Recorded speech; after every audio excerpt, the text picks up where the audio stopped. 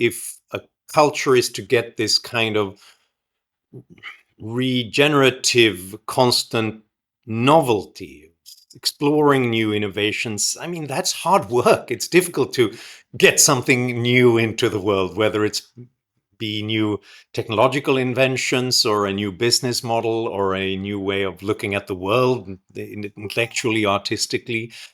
So it takes that kind of spirit, that kind of confidence. Often it started with these cultures winning a battle, winning a war in a decisive way, so that they felt like, okay, we can create some sort of internal peace, and we can extend these institutions of relative rule of law, relative economic openness, at least compared to contemporary civilizations.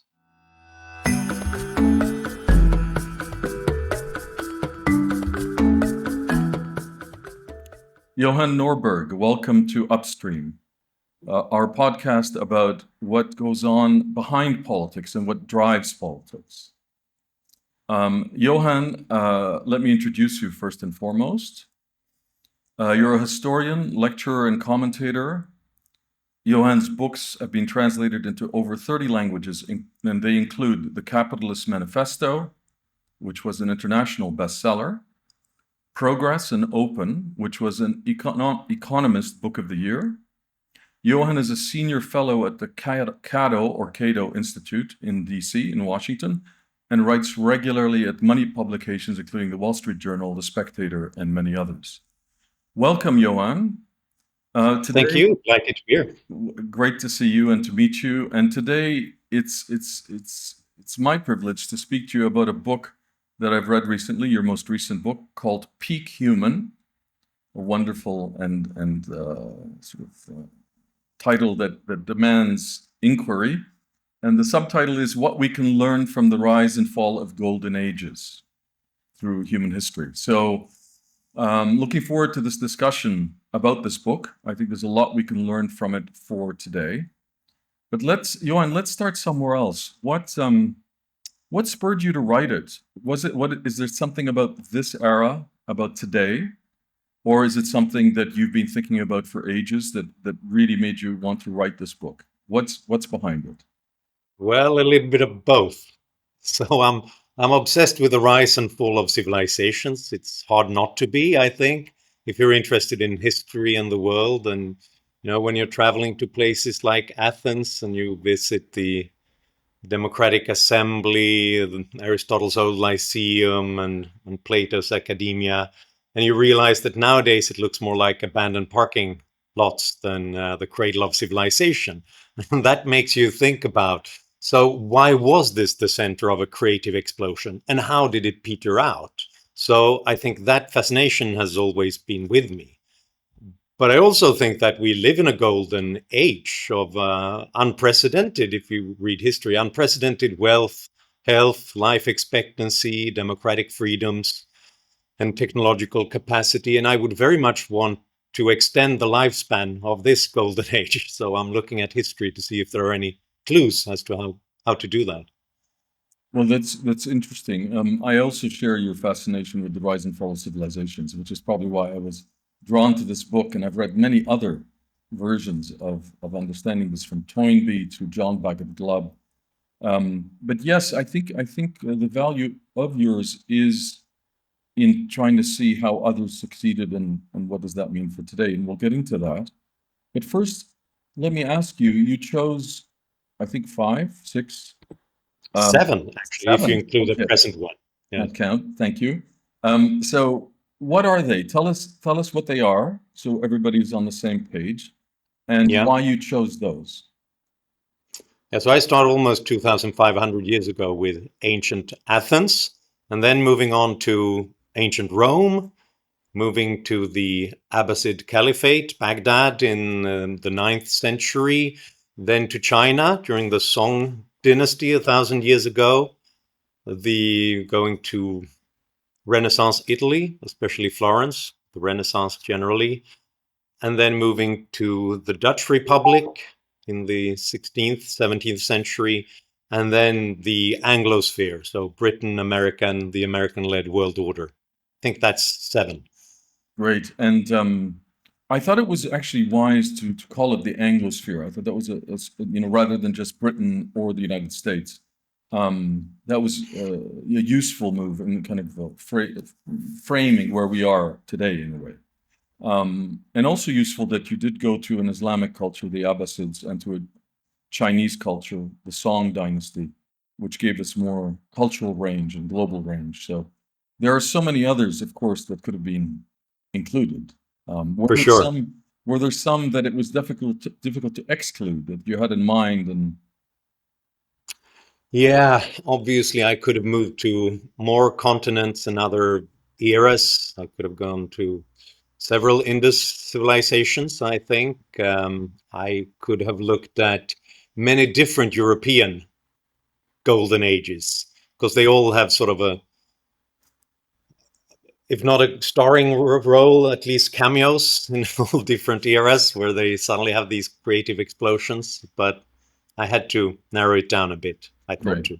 right. I thought the range was actually not just quite, very useful. And I learned a lot about the Dutch Republic and the Song dynasty, which I knew far less about than the others. So that was also useful just in having that kind of range. So I suppose one of the most critical questions of all is, what do these seven have in common that explain the golden era? What are the characteristics that are common to them all and that ensured success? And then why would that be the case? Why is it that these exact characteristics ensure an era of flourishing and great human development?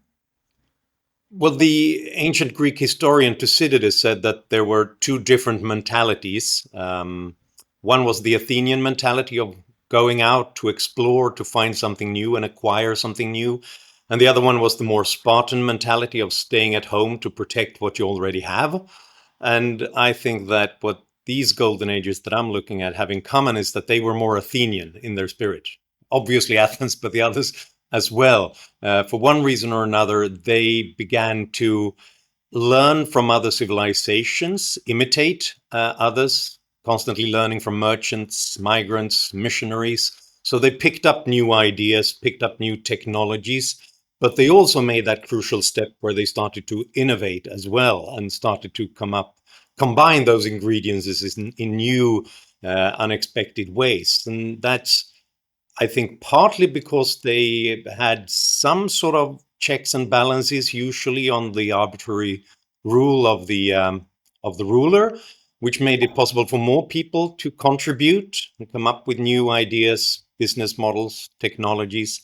Also, because they had, relative to the others, more economic freedom, so that there were more farmers who could experiment with crops, more manufacturers who could steal the best ideas, and more merchants who could go abroad and find something new.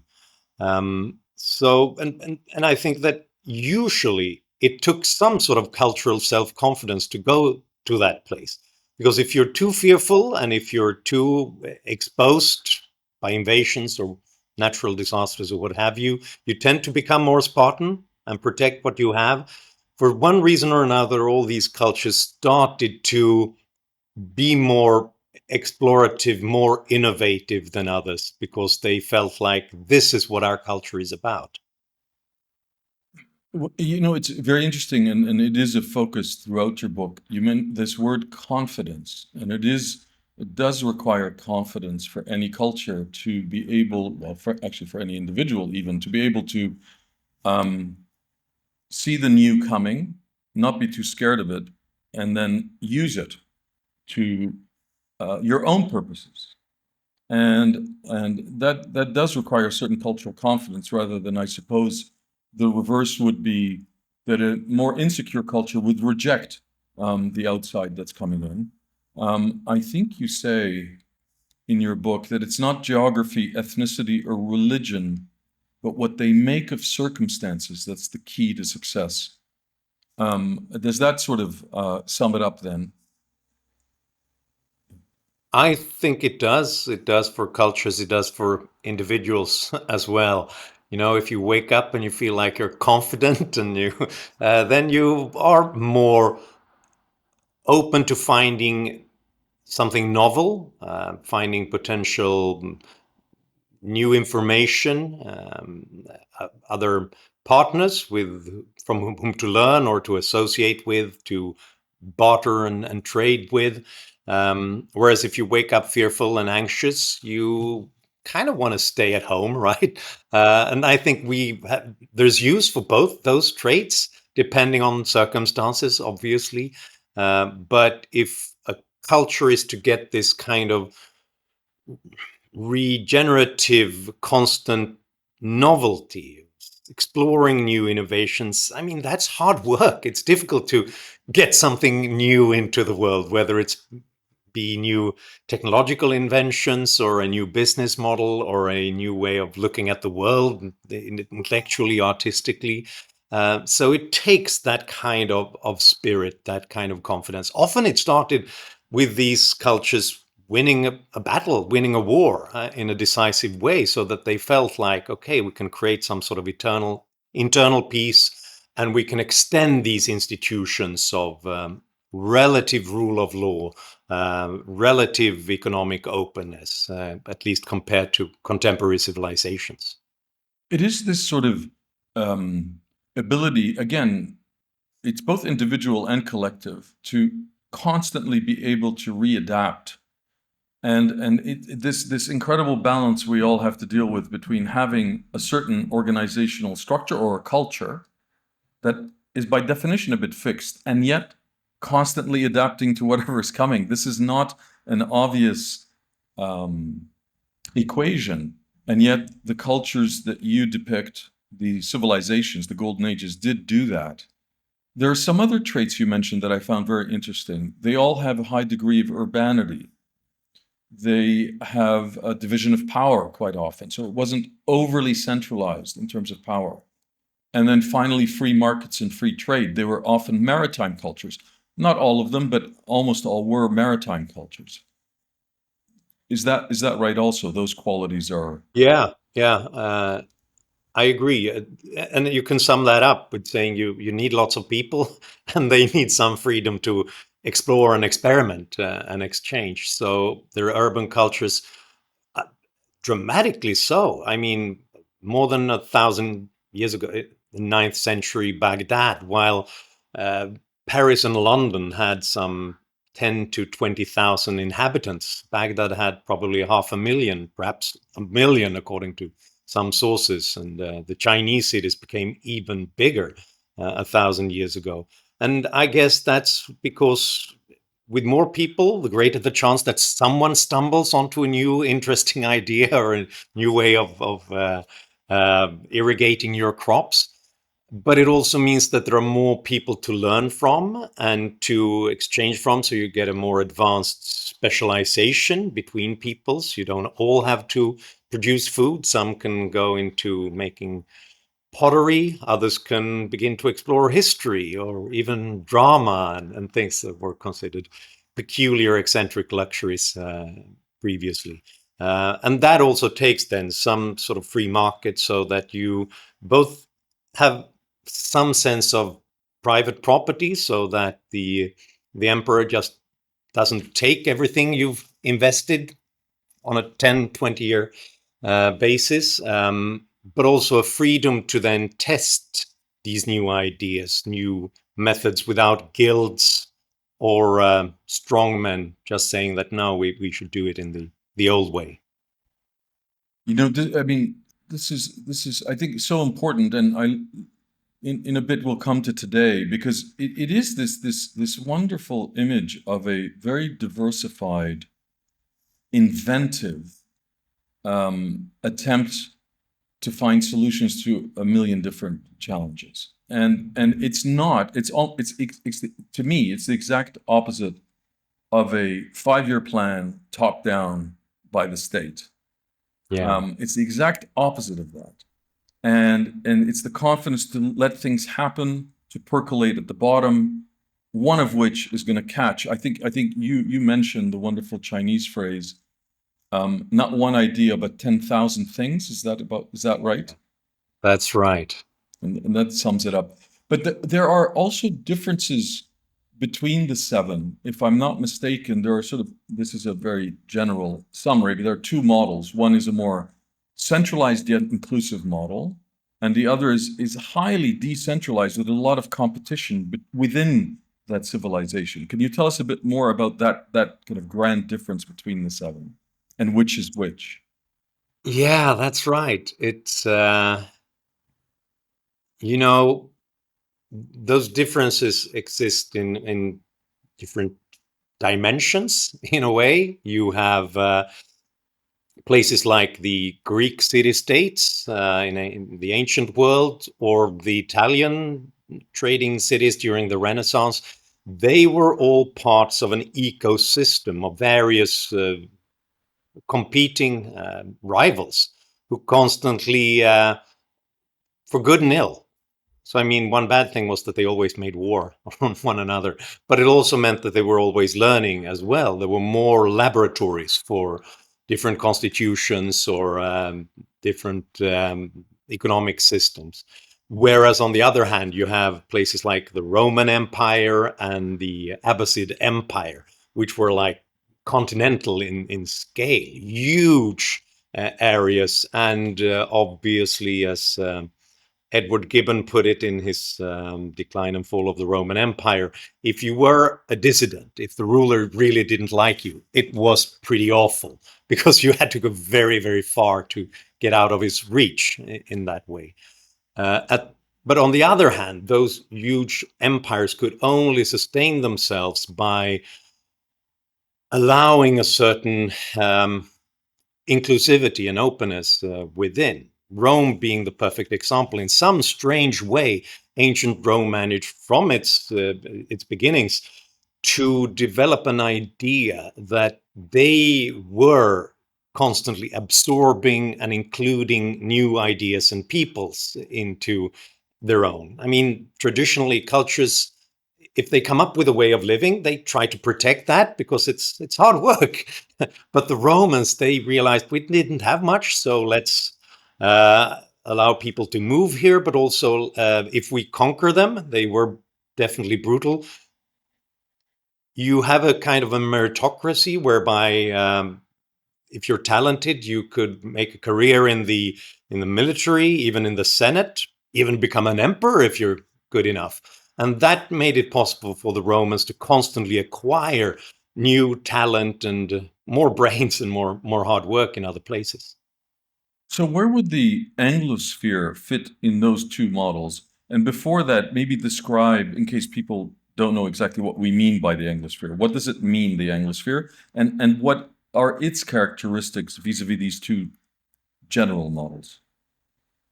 Yeah, by the Anglosphere, I mean the British system, the way it begins in the early 17th century with relative rule of law, the beginnings of a liberal democracy and the Industrial Revolution, and then those ideas being transplanted into America by the British colonists, and then after the Second World War, turning into a whole world order of relatively rules-based, based on the open seas and free trade. And how does it fit in? In they have both in a way. I'd say they both have this form of inclusivity. America, first and foremost, being a country of immigrants and constantly being regenerated by talent and new ideas from other places. And also that openness for economic competition, innovation back home.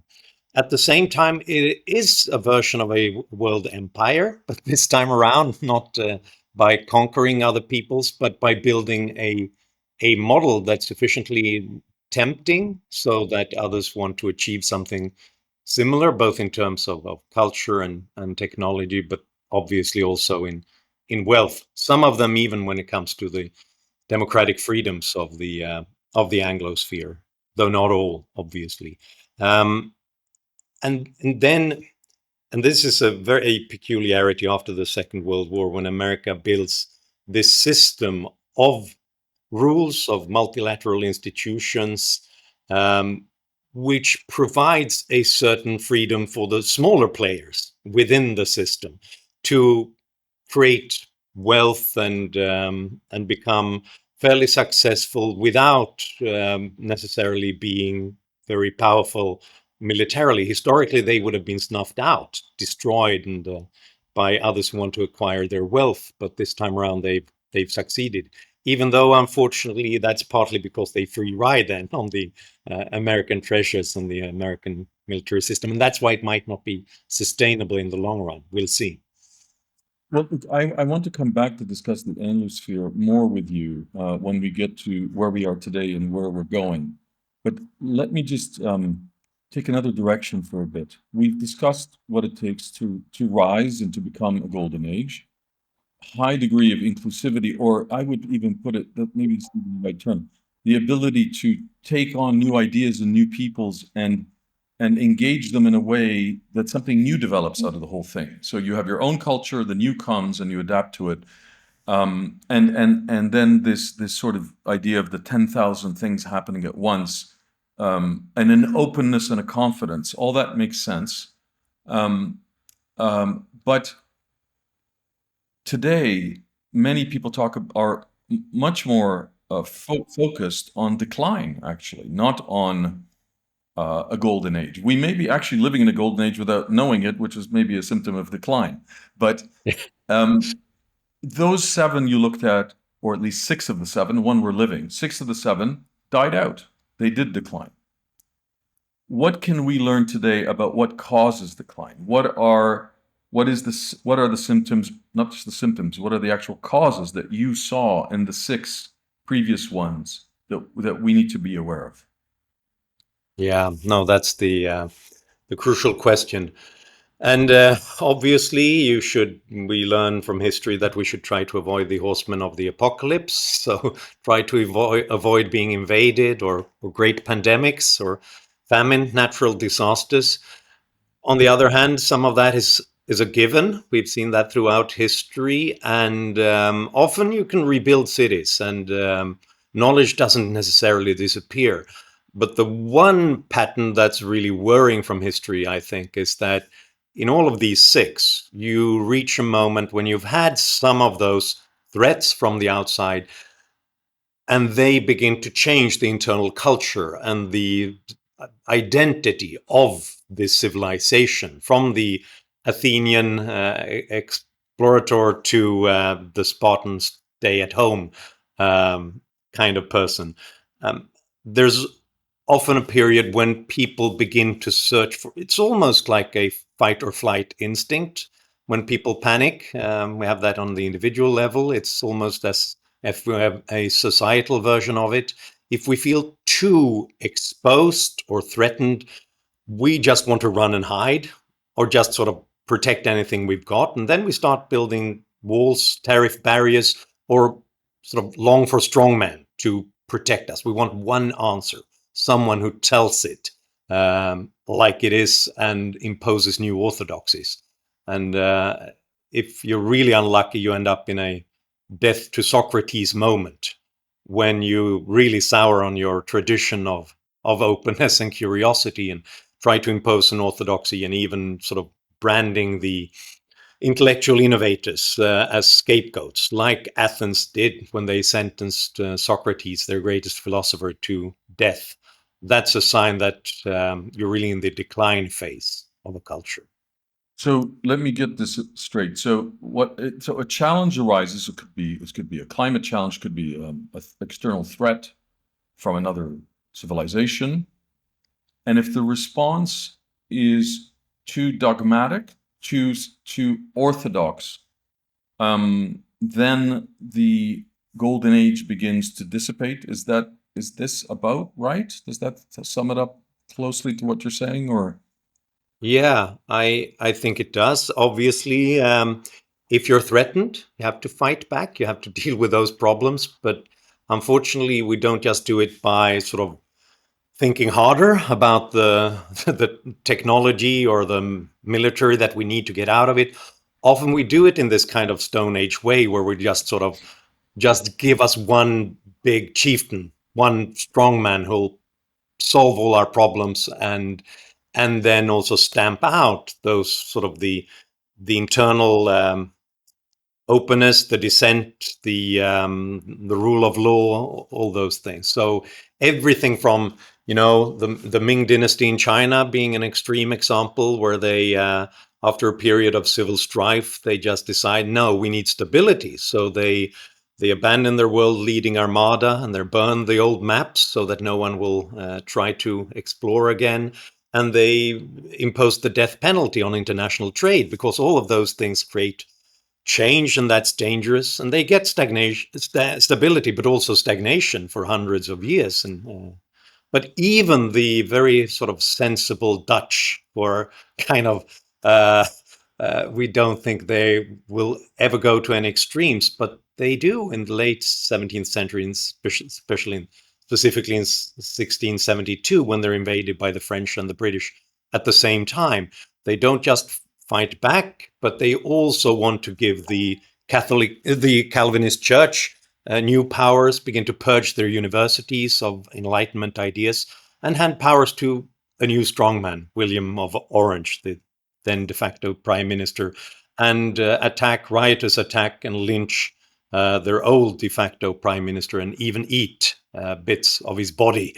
And if even the sensible, moderate Dutch can do that when they're panicking and they're terrified by the world, it tells you something about what's in human nature when we really feel like we're threatened.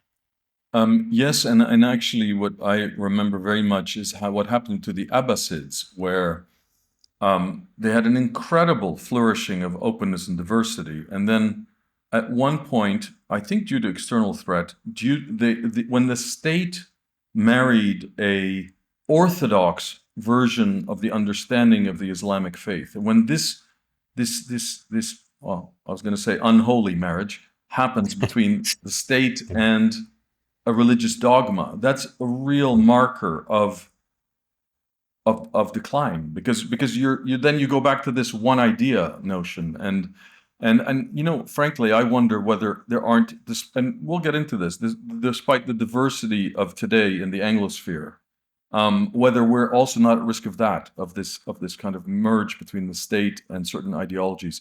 But before we go there, there's another theory about decline. And the huge proponent of it was Ibn Khaldun, the great Arab sociologist, whose Muqaddami, the preface, is a great book. It's truly about the rise and fall of civilizations, really.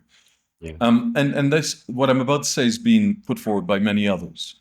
So, and that is that it's almost a natural law that that success, and by the way, there's a modern writer called Patrick or William Ophuls, Ophuls. He's written a little booklet called Immoderate Greatness that says the same thing, that once you succeed, you become prosperous. So once you're prosperous, you become decadent. And once you become decadent, you no longer have the will, or to use your term, the confidence to meet challenge. Now, this theory has a kind of inevitability about it, that this is our fate, to ride the roller coaster of up and down. What do you think of that? Is that, it's slightly different than what you're putting forward, but I don't think these are exclusive. But what do you think of that view of rise and decline? Yeah, I think there is something to it. I think the concept of decadence is a little bit problematic, because decadence is often in the eye of the beholder. But I think there are elements of that theory that fits very well with my conclusions, and that's the fact that, you know, it takes hard work, it takes a focusing of minds to get things to happen, to build your civilization, to build wealth. Once you've done that, you begin to become a bit, you take it for granted, or you become lazy or decadent. You don't think about what it took to get there, and you just want to lead a calm, nice life. And unfortunately, that might result in two different things. First of all, you might just want to consume wealth rather than create it. And we can see parallels to that in our world today, where we we build very generous welfare states where we all live off the expense of everybody else, and build huge debts for the future. But it also means that we might forget how to defend what we've already got. It is often said again and again, and that's an important lesson, that the country like Russia is on decline and its economy is smaller than Italy's. It's smaller than the small, tiny Nordic countries combined. And yet, Europe doesn't know if it can defend itself against Russia, and needs America's assistance to do that. And obviously, those are results of not thinking hard about what it takes to build and sustain civilizations. So, in that way, I think the traditional decadence theory, there's something to that. On the other hand, it seems like, sometimes an alarm bell rings and we focus our minds again. And that's something we've seen again and again in these previous civilizations, how we've failed to focus minds, but then suddenly there's an external threat. I mean, we had 2 world wars in the 20th century, and we managed to move on and actually rebuild better civilizations afterwards. So there is a possibility, but it takes some hard work, and I think also some a changing of the sort of intellectual climate to get us there. So, well, in fact, you say in your book it takes a conscious effort, and I think those words are worth exploring, and that the problem is not strong opponents, and the opponent could be an environmental issue. It's not just other humans, but weak proponents. And again, that's the idea of confidence, and that we need to build on our strengths. So let's bring that to today. Let's look at the world today. So, I mean, several questions here to get your view on it. The big one is, where are we now? Are we in a golden age? Is it an Anglosphere golden age? Forgive me, I'm going to throw a whole bunch of questions at you. Yeah. Is it an Anglosphere golden age? I mean, other cultures, Chinese, Russian, others may dispute that considerably. And if it is the golden age, why is there so much talk about decline, about imminent, sometimes? People worry, for example, that the United States is going to enter civil war or strife. It's been in the air for years. Let's begin about today with, what is your sense of where we are, and the Anglosphere's importance in that? Yeah. Yeah, we live, without hesitation, I'd say we live in a golden age. And for the first time, it's not a golden age that's been limited to a particular region. And this is partly because of communications and transport technology that makes it possible to acquire the latest knowledge about everything from how to create a vaccine to a new large language model. It's suddenly there on the other side of the globe instantly. But also this protection from, and this is why I would call it this an Anglosphere moment, an Anglosphere world order. It is a result of that open world economy that was created under the protection of America. And then I think that all countries that are sort of relative democracies, trading nations, wealthy nations, are kind of honorary members of the Anglosphere nowadays. And bad English is the official language of that world order, I'd say, because we all speak it in one way or another. And, just look at the date and you see how golden this era is. 200 years ago, before the Industrial Revolution really got going, global extreme poverty levels were more than 80%. Now it's less than 10%. Life expectancy was 30 years. Now it's more than 70 years. Child mortality has been cut in half. Had any historian looked at living standards like that, they would think that we were magicians who had solved all the problems. So why do we think that we're in decline despite all of this? Well, there are a couple of reasons. One of them, one is real and one is fake. The fake one is that we just know so much more about the world than we used to. because of instant access to information, to news, and we've got social media. So anytime something goes wrong on the other side of the world, we have instant access to it. So I wake up every morning thinking that the world is about to end, because there's always something awful happening somewhere in the world, and then that will top the news cycle everywhere. And I think we're not really used to an information environment like that, because we used to, if we heard about a threat, it was a threat to our lives. So somehow in our reptilian brains, whenever we hear bad news, we think, oh gosh, this is terrible, we have to do something about this instantly. And this exaggerates our fear and our anxiety. And I also think social media, for all its blessings, it also comes with a curse of speeding up that process, speeding up our anxiety about problems, and our also righteous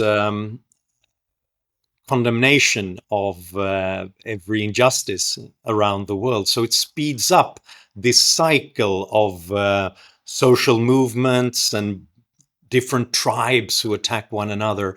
And we'd better start learning how to use social media quickly until we drown because of this. So that's sort of how media is affecting it. But there is some truth in it too. I mean, just the very fact that the Anglosphere, I mean, it's stronger than ever. We lead, for all its faults, for all the problems, we lead better, richer, longer lives than ever, and we keep on solving more problems than we create.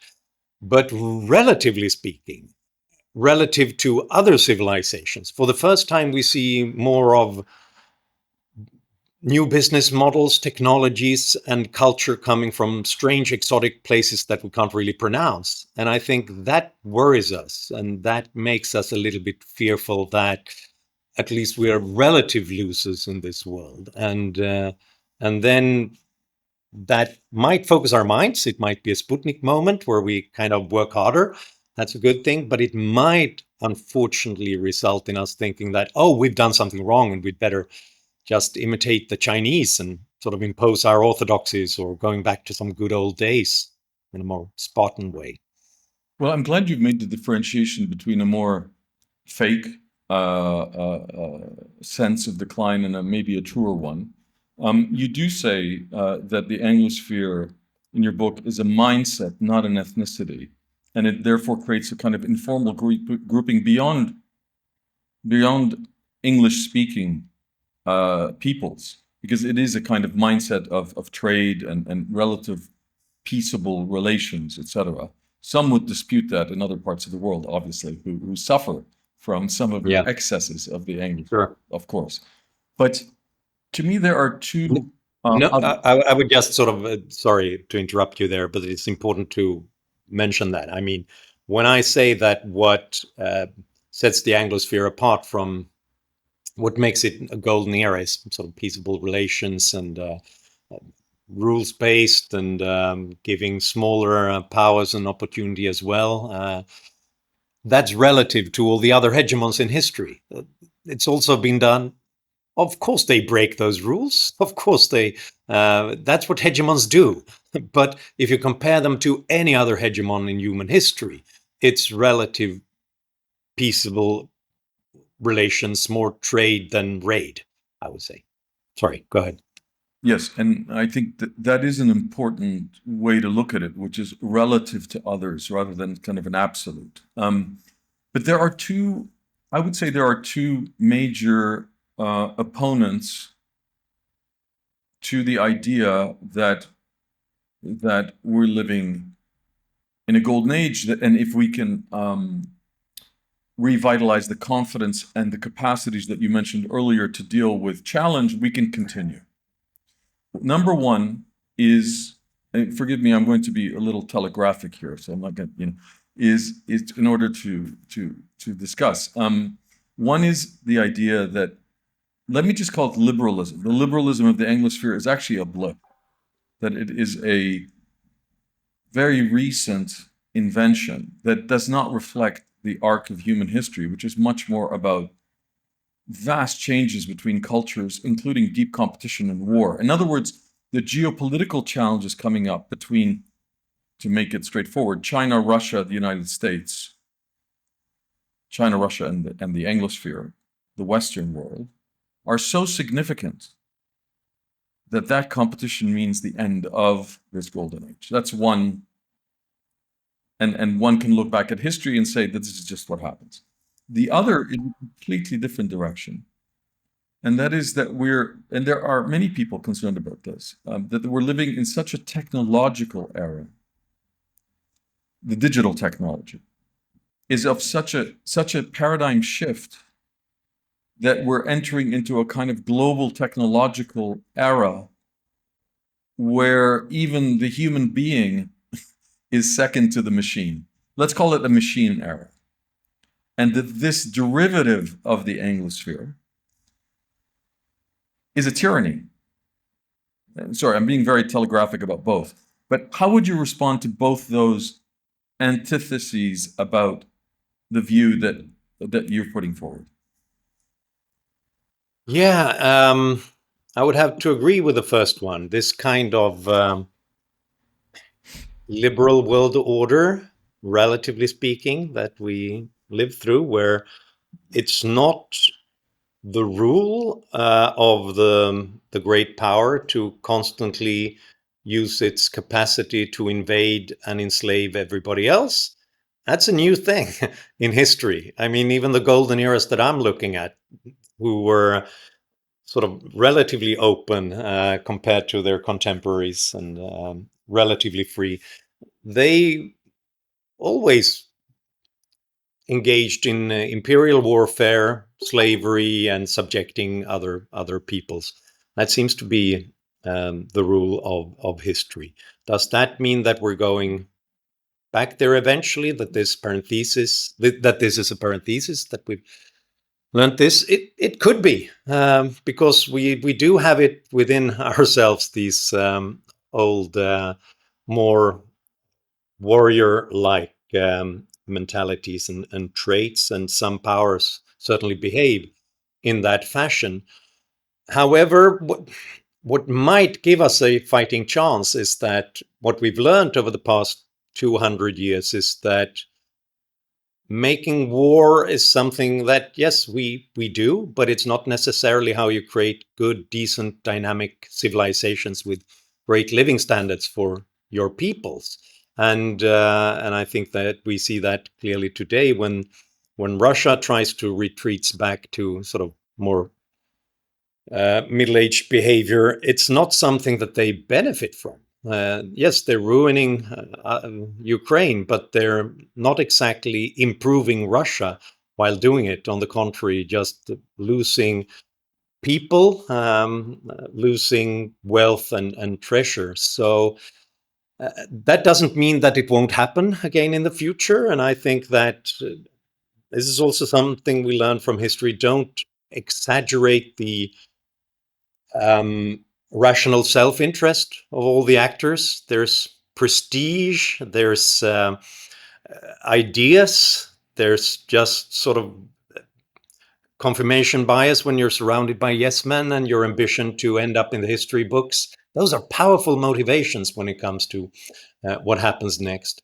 But I think that we've also learned, calmer minds have learned, that the way to build more pleasant, decent, growing, wealthy societies goes in another direction. And I certainly think that the way for America and for Western Europe to survive these threats in the future is to keep on building on its strengths, on its science, on its innovation, creating more wealth to deal with military threats and all other threats that the world will throw at us in the future. So I'm not saying it will necessarily happen. It takes a conscious effort, but it might happen in the long run. And the other idea about the tyranny of the machine, what do you think of that? Oh yeah, that's an interesting question. Could you perhaps provide me with a scenario where the tyranny of the machine ends our golden age, and then I'll ponder it. I suppose it's the idea that it's the digital technology and of course AI, artificial intelligence, is so powerful and will pervade so many aspects of our life that not only will it deliver many benefits, that's obvious, but that it'll also allow a kind of control over our lives that's dangerous, number one. Number two, it will not sufficiently consider the needs, the natural needs of human beings in its manifestation and propagation, and therefore create misery among vast numbers of people. And that this technology is beyond culture in a way, that any culture can take it and apply it. Of course, there is a kind of, we know, Chinese-American AI race. There's a competition there, and there's systemic competition. But even if the world was divided into two, you'd have two spaces where the technology is not only permissive of knowledge, but actually catalytic of control and misery. Yeah. Kind of erasure of cultural civilization in favor of something very, very machine-like. Maybe this is an extreme scenario, but that's the one that I'm wondering about. Well, as an eager reader of science fiction, I'm happy with to ponder all those scenarios. Who was it that said that technology is neither good nor bad, neither is it neutral? So obviously it has an effect in different ways. It can be used for amazing things. I am blown away by what I'm reading every day about how AI helps us to develop new wonder drugs and energy saving solutions, better green technologies and so on. But obviously it'll be used for bad purposes as well. It's a tool, and some will use it to deceive us and to threaten us, to control us, or to hurt us in various ways. And that goes for both criminals and it goes for governments as well. So obviously, there's a worrying aspect there. To me, it seems like the only way to deal with the threats that comes from technology is um, to associate yourself with technology and get technology to help us out, better people, and then just hoping that there are more people who want to save the world and end the world out there. But obviously there are various versions of this threat that I'm worried about, certainly when it comes to surveillance technology and military technology, the ways in which this will be abused by those who don't want freedom to be out there in the world. And that will be one of our major challenges in the future, obviously. But the other problem is that technology might just be too friendly and too hospitable to accommodating to all our needs and solve them all. That's the other worrying scenario that we're going to have to think hard about in the future. Because if it helps us to solve so many of our challenges and daily problems, we might just end up in Robert Nozick, the philosopher's thought experiment about the pleasure machine, that just sort of we push the button and it just gives us a great life.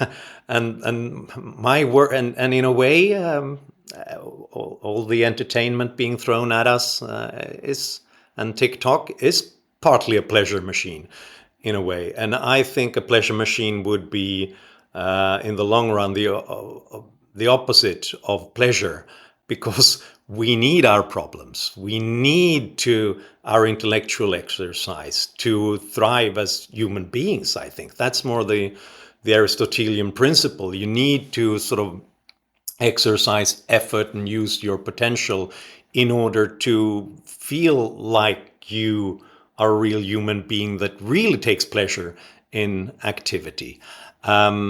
Is there a risk that we're going elsewhere? Yes, I think there is. And I think we're going to have to learn how to deal with that, to to keep going. But as one much older and wiser friend of mine once put it to me when I said that this is one of my fears, he said, "Don't be worried about an end to our problems. It never ever ends." So we'll see. And we need our problems. That's and you know, to me that was kind of the point of your book. And again, thank you for writing it, because it is those golden eras where we faced our problems with confidence that made them golden, because that's the almost the secret sauce of all those civilizations. So, well, we don't know where it's going to go, neither at the geopolitical nor the technological level. We'll see, but at least what we have are the ideas in your book of what can succeed. So I think that's a very useful contribution and a recommendation for others to read the book. And there's another phrase that I really adored in there, which is that it's not history that repeats itself, but human nature. And I mean, the Upstream podcast derives out of an organization that I work in called the Conciliators Guild, and we are about exactly that. It is about a better understanding of human nature, which is what you've done in the book, in order to know how we can go very right, confidence, adaptability, facing the world, versus how we can go wrong, turning inward, closing the door, totalitarian solutions. This pivot is in our nature, and thank you for having raised that out of these golden ages for us all to see. And I hope many people will dive into your book and enjoy it. Johan, very much enjoyed the conversation. Look forward Thank you. to more one day, and thank you for being on Upstream. Thank you so much. The pleasure was all mine.